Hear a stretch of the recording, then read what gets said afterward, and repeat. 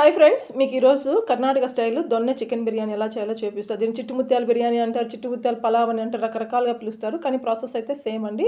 First mixie జార్లో తీసుకొని ఒక చిన్న ఆనియను, దాంట్లో కొత్తిమీర, పుదీనా, గ్రీన్ చిల్లీ, స్పైసెస్ ఇంకా మనకు కావాల్సినవన్నీ యాడ్ చేసుకోవచ్చు. స్పైసెస్ సపరేట్గా ఆయిల్లో వేయొచ్చు, కానీ అది పిల్లలు ఏరేస్తారు అనేసి నేను ఆ ఉద్దేశంతో వేయను. అన్నీ మిక్సీ పట్టిచ్చేస్తాను. ఇట్లా పచ్చిమిరపకాయలు, స్పైసెస్, చెక్క, లవంగము, ఇలాచి, తర్వాత కొన్ని మరాఠీ మొగ్గ, ఆ తర్వాత స్టోన్ ఫ్లవర్ అని వస్తుందండి, రాతి పువ్వు అనేది ఫ్లేవర్ అయితే చాలా బాగుంటుంది. కొంచెం జాపత్రి అన్నీ వేసి మిక్సీలో పేస్ట్ పట్టించేసాను. దాంతోపాటు అల్లం వెల్లుల్లి పేస్ట్ కూడా వేసాను. సో ఇవన్నీ బాగా మెత్తటి పేస్ట్ చేసేసుకోండి, కోర్స్గా కాకుండా వెరీ ఫైన్ పేస్ట్గా చేసేసుకోండి. తర్వాత చికెన్ తీసేసుకొని ఆ చికెన్కి నేను ఆల్రెడీ కడిగేసి దానికి పసుపు పట్టించాను, నీసు వాసన రాకుండా ఉంటుందండి. సో దానికోసం నేను ఆల్రెడీ పసుపు పట్టించేసి పక్కన పెట్టాను. సో ఆ చికెన్లో ఈ పేస్ట్ వేసేసి కొంచెం పెరుగు, సాల్ట్ వేసి బాగా మ్యారినేట్ చేసి పెట్టేసేయండి. బాగా గట్టిగా కలిపి పెట్టేసుకున్నామంటే అట్లీస్ట్ ఒక 1 అవర్ 1.5 అవర్ నానితే చికెన్ అయితే చాలా బాగుంటుంది, జ్యూసీగా, టేస్టీగా చాలా బాగుంటుంది అనమాట. ఈ పేస్ట్ అంతా దానికి పట్టేసి, సో పేస్ట్, కర్డ్, సాల్ట్ ఇట్లా చికెన్లో వేసేసి బాగా నానబెట్టి పక్కన పెట్టేసుకోవాలండి. ఏదైనా వంట స్లోగా నిదానంగా చేస్తే టేస్ట్ మారుతుందండి, చాలా బాగుంది. హడావిడిగా చేస్తే దాంట్లో పడాల్సినవన్నీ పడినా కూడా టేస్ట్ అంత బాగా రాదు. ఓపిక్గా నిదానంగా సిమ్లో కుక్ చేస్తే ఫుడ్ టేస్ట్ అయితే చాలా మారిపోతుందనమాట. ఇది చికెన్ చిట్టుముత్యాల చికెన్ బిర్యానీ కూడా టేస్ట్ చాలా బాగుంటుంది. మంచి గ్రీన్ కలర్లో వస్తుంది, పొడి పొడిలాడుతూ బాగుంటుంది. చిన్న చిన్న టెక్నిక్స్ ఫాలో అవుతే జనరల్గా చిట్టుముత్యాలు ముద్దగా వస్తుంది అనుకుంటారు అందరూ, అట్లా ఏం లేదు. చిన్న టెక్నిక్ ఫాలో అయితే చాలండి. టేస్ట్ కానీ తర్వాత పొడి పొడిలాడుతూ రావడం కానీ చాలా బాగుంటుంది. ఈ రైస్ చాలా బాగుంటుంది ఫ్లేవర్ అయితే కనుక. మనకి ఇప్పుడు బాస్మతి రెగ్యులర్గా దొరికేది బయట రెస్టారెంట్లో అంతా తింటూనే ఉంటాం, కానీ బాస్మతితో పోలిస్తే ఈ చిట్టుముత్యాల రైస్ ఫ్లేవర్ కానీ టేస్ట్ కానీ చాలా బాగుంటుంది. కొంచెం వండే విధానం తెలియాలి అంతే అండి. అది తెలిస్తే కనుక పొడి పొడిలాడుతూ, కొంచెం వాటర్ ఎక్కువైపోయినా ముద్ద ముద్దగా అయిపోతుంది, సంగట్లాగా అయిపోతుంది, తినలేము, బాగుండదు. దీన్ని ఒక హాఫ్ అన్ అవర్ ముందు నానబెట్టుకుంటే చాలండి. నేనైతే 2 సార్లు కడిగేసి నీట్గా ఇట్లా నానబెట్టి పెట్టేస్తాను ఒక హాఫ్ అన్ అవర్ ముందు అంతే.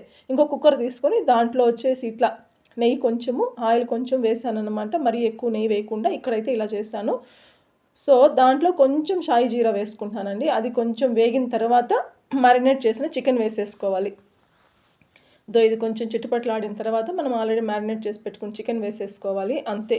చికెన్కి మనం అంతా పచ్చి మసాలా పట్టించాం కాబట్టి చికెన్ బాగా ఆయిల్లో నెయ్యిలో వేగాలండి. వేగి ఆయిల్ అంతా తేలాలి. ఇట్లా బాగా కలబెడుతూ ఉండాలి. మూత పెట్టేసి హై ఫ్లేమ్లో కొంతసేపు, లో ఫ్లేమ్లో కొంతసేపు పెట్టేసి బాగా కలబెట్టుకుంటూ ఆ మసాలా అంతా ముక్కకు పట్టాలి. అదంతా దగ్గరకు వచ్చేసిన తర్వాత ఆయిల్ తేలుతుందండి. మసాలా వేగిందంటే ఆయిల్ పైకి వస్తుందంటే ఇలా ఆయిల్ చూడండి, ఆయిల్ అంతా పైకి వచ్చేస్తుంది. అప్పుడు ఇంకా గట్టిగా అయిపోయిన తర్వాత మనము ఆ వాటర్ అంతా ఇంకిపోయి ఆయిల్ తేలిందంటే ఇది పచ్చివాసన పోయి రెడీ అన్నమాట చికెన్. ఆ స్టేజ్లో ఉన్నప్పుడు మనం ఇంకా హాట్ వాటర్ ఆల్రెడీ పక్కన మరిగించుకొని హాట్ వాటర్ అయినా వేసుకోవచ్చు, లేదా అట్లనే అయినా 1-2 గ్లాసులు వేస్తానండి నేను. 1 గ్లాస్ రైస్కి 2 గ్లాసులు వాటర్ వేస్తాను. ఆ క్వాంటిటీలో వేస్తే మనకి ఏం ముద్ద రాదు. జనరల్గా అంత వేస్తే ముద్దగా వచ్చేస్తుంది, చిట్టుముత్యాలు సన్న రైస్ కదా అనుకుంటారు. ఏమీ కాదు, చాలా పొడి పొడిలాడుతూ వస్తుంది. సో ఇట్లా గట్టిగా స్టేజ్కి వచ్చినప్పుడు మనం కొంచెం పసుపు, కొంచెం ధనియాల పొడి వేసేసుకునేస్తే చాలండి.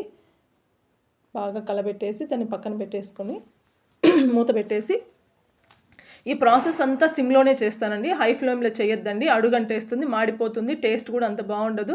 సో ఇలా గట్టిగా వచ్చి చూడండి, అంత దగ్గర పడిపోయింది మసాలా అంతా, పచ్చివాసన పోయి చికెన్ అంతా దగ్గర పడిపోయింది. ఈ స్టేజ్లో వాటర్ పోస్తున్నాను నేను. ఆల్రెడీ చెప్పాను కదా, నేను 3 గ్లాసులు రైస్ తీసుకున్నాను, దానికి 6 గ్లాసులు వాటర్ వేస్తున్నాను అనమాట. అట్లనే 2 చిన్న నిమ్మకాయలు జ్యూస్ వేస్తున్నాను, ఎందుకంటే మనం టమాటా వేయలేదు కాబట్టి పులుపు కోసం ఇట్లా వేస్తున్నాను. ఈ స్టేజ్లోనే మనం రైస్ కూడా వేస్తాము. బ్యాలెన్స్ చేసుకోండి ఇక్కడే మనము, అంటే అన్ని ఉప్పు కానీ కారం కానీ అన్నీ చూసుకోవాలి. కారంకి అయితే మనం ఏం వేయనవసరం, పచ్చిమిరపకాయ వేసినా సరిపోతుంది. పులుపు కోసం మనం టమాటా వేయట్లేదు, లెమన్ జ్యూస్ వేస్తున్నాము అంతే అండి. ఇలా అంతా కలబెట్టేసిన తర్వాత ఇక్కడ మనం 1 స్పూన్ నెయ్యి వేయాలండి.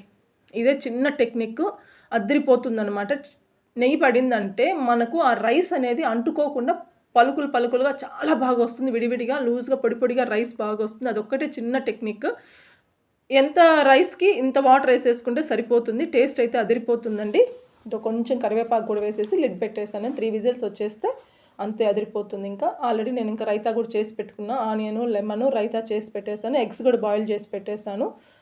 సో టమాటా రసం కూడా చేశాను. మా వాళ్ళకి ఖచ్చితంగా బిర్యానీ అయినా వైట్ రైస్ అయినా రసం ఉండాలి. సో అందుకని టమాటా చారు చేసి రైతా చేసి ఎగ్స్ బాయిల్ చేసి పెట్టేశాను. ఈరోజు సండే స్పెషల్ అండి మా ఇంట్లో. జనరల్‌గా చిట్టి ముత్యాలంటే మా పిల్లలకి చాలా ఇష్టము. ఆ ఫ్లేవర్ నచ్చుతుంది. ఇదో చూడండి ఎంత బావుందో రైస్. మంచి గ్రీన్ కలర్‌లో వస్తుంది. చూడ్డానికి గానీ, తినడానికి గానీ అంటే వెగటుగా అనిపిచ్చదు. చాలా పొగలు పోతాంది. వెగటుగా అనిపిచ్చదు. టేస్ట్ చాలా బావుంటుంది. ఒకసారి మీరు గూడా ట్రై చేయండి ఫ్రెండ్స్. ఎవరైనా నా ఛానల్ ఫస్ట్ టైమ్ చూస్తుంటే సబ్స్క్రైబ్ చేసుకోండి. సో, ఎగ్స్, రైతా, ఆనియన్ కాంబినేషన్‌లో అద్రిపోతుందనమాట Chitti Muthyala chicken pulao. Thank you friends. Thank you so much. Subscribe to my channel. Bye.